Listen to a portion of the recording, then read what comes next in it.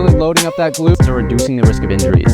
So keep your back nice and straight, super slow on the way down, allowing you to run faster, farther, for longer. Going through a calf rip. What's up, runners?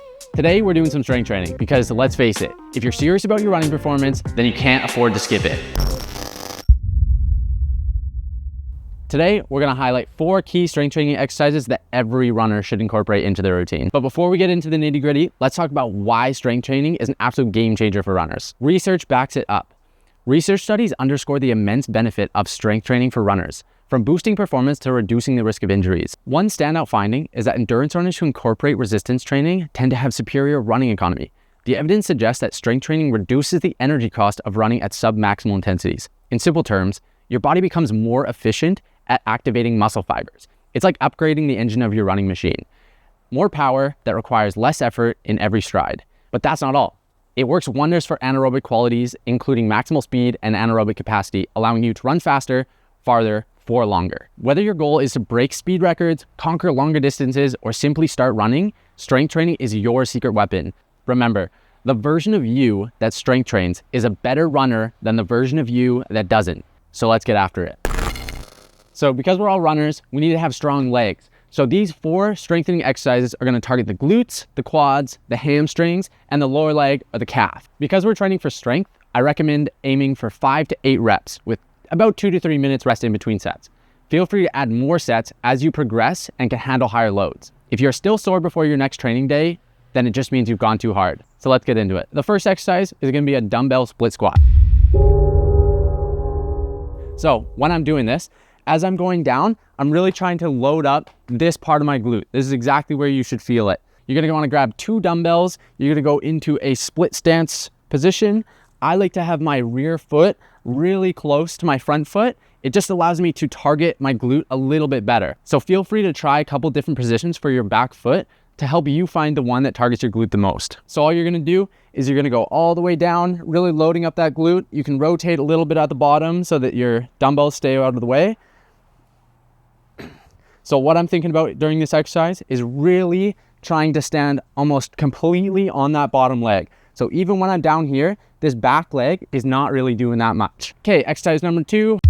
We're targeting the hamstrings. Obviously super important. Lots of runners pull their hamstrings all the time. So this exercise is gonna help us not do that. So you're gonna grab 2 dumbbells. Your feet are gonna be right beside each other like this. And all you're gonna do is you're gonna keep your legs decently straight with a little micro bend in them the whole time. Okay, all I'm gonna do is keep my back nice and straight, keep my core tight until I feel quite an aggressive stretch in my hamstrings, and then bring my hips back under my shoulders. So again, hips go back, squeeze, and back up. This also works your glutes, so if you feel it there, that's okay. So a couple key tips for this exercise. You really just wanna make sure that your core stays nice and tight as you're going down and not letting your back round like this. This is how we're gonna hurt ourselves. So keep your back nice and straight, knees micro bend, feel the stretch in your hamstrings, and then explode back up. Fair warning, start super light with this exercise because if you haven't done it, if you're not used to it, your hamstrings might be incredibly sore the next day. Okay, exercise number 3 is gonna be the VMO squat, which is gonna be targeting the quads, which is super important to build resilient knees. I've had a lot of knee injuries in my career, and this particular exercise has really helped me build resilient knees. So hopefully it will for you too. So you're gonna grab 2 dumbbells. You're gonna find a slant board or something that you can raise your heels on. If you wanna stand on 2 weight plates, that works perfectly fine. Just find whatever works for you and do it. So you're gonna stand on the board, make sure it's nice and stable so it doesn't slip from under you.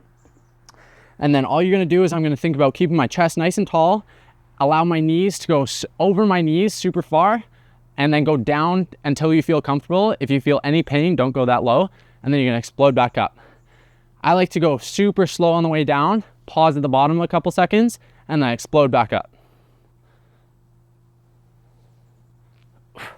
Okay, so exercise number 4 is gonna be the single leg dumbbell bent knee calf raise.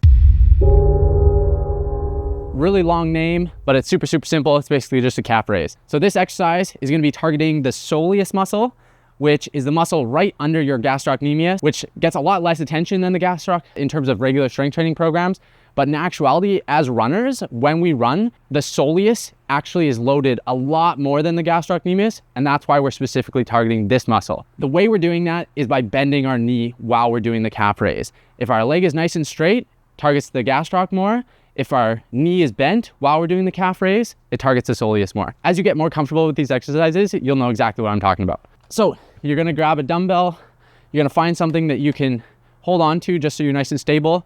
When we're doing strength exercises, probably a good idea not to focus on balance at the same time, just because we don't wanna get injured while we're strength training.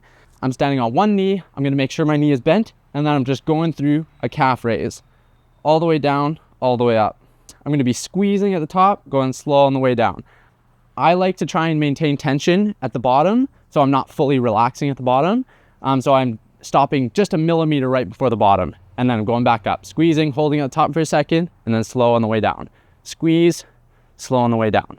So for this exercise in particular, the soleus is a very low fatiguing muscle, so you'll probably wanna do a bit more than 5 to 8 reps. I would probably feel comfortable doing between 10 and 20 reps for this one. So those are the 4 leg strengthening exercises that will be the perfect addition to your off-season training plan or with proper programming throughout the year. Stay tuned for more tips to elevate your running game, and as always, happy running.